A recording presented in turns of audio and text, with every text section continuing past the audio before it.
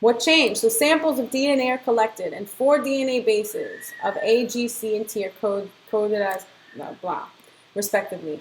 The results are listed below. Construct a 95% confidence interval estimate of the mean.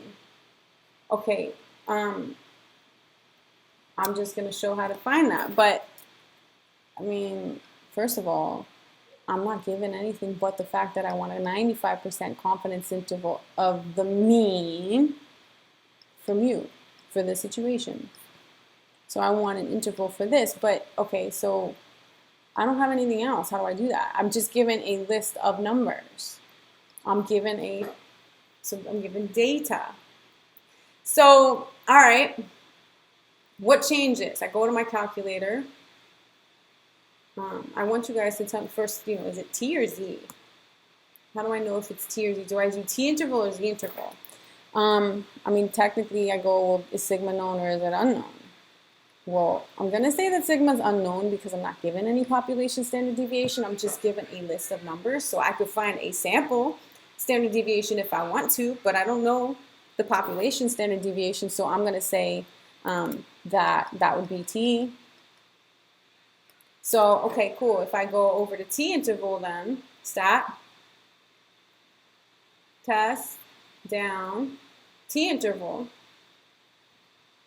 it's going to ask me stats or data. I mean, I don't know that stuff. I could find it and plug it in, but I don't know it right now. Data, notice that in data it asks you for a list, which means that you need to input your list into the calculator before you go here. And you have to remember where you put it. And here it's in L1, or at least L1 is here. I didn't input those values yet, so I need to go back. Let's see if you remember to chapter 3 and go and input values into a list on my calculator. Stat, edit. You could put it wherever you want as long as you remember where it is. Let's just stick with L1. I'll show you how to, erase or, not delete it, not delete the list, but erase the stuff in the list. So I'm going to scroll up till the L1 or L2, whatever, till the list is highlighted and press clear, enter.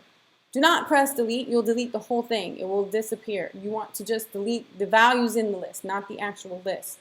Clear, enter. Now I'm going to input my new list. So 2, enter, 2, 1, 4, 3, 3, 3, 3, 4, and 1. Now all of my data is in L1. I have to remember that. Second, mode to quit. I like to go back to my home screen and get fresh. Now I can go to stat and test and T interval and enter. And now data. And my list is in L1. I remember that. Frequency, keep it as 1 because all your values are represented. Just keep it as 1. We're not going to use anything else. I forgot what was my C level. 95%, 0.95, and calculate. The nice thing about this is not only does it give you your interval, but it also gives you your mean and your standard deviation for the list if you need it. Otherwise, you have to go to one-var stats like we did back in the good old days. So, all right, so let's write this down because I could potentially ask you, or you might be asked for the mean and standard deviation of the list. And this does it for you as well as give you the actual confidence interval. So, all right, my confidence interval, the low end was 1 point, so what are we rounding to? Let's do 1.8, 1.8, and the high end was 3.4.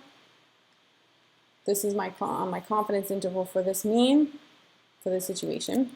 I'm going to just write down X bar, the mean, the sample mean is 2.6, and the sample standard deviation is 1.1.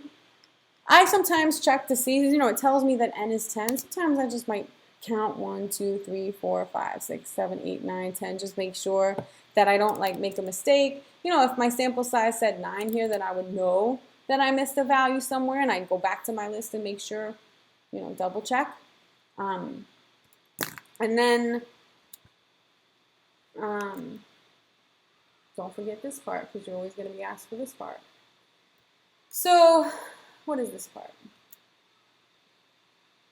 We are 95% confident that the, what did I find a confidence interval for? A mean, a population mean, that the mean, I'm going to say the population mean value, and I don't even know that necessarily what it represents, but the population mean value is between 1.8 and 3.4.